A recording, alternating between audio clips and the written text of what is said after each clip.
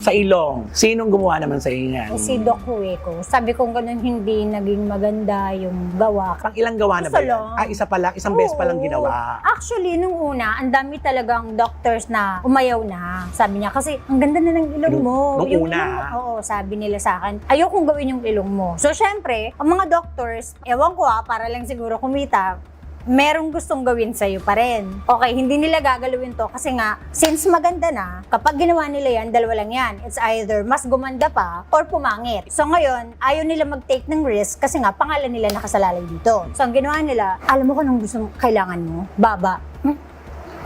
Baba yung gustong galawin. Yung papa ko. Sabi ko, huwag na po. Meron akong kaibigan, hihingi na lang ako. Papablutot na lang ako.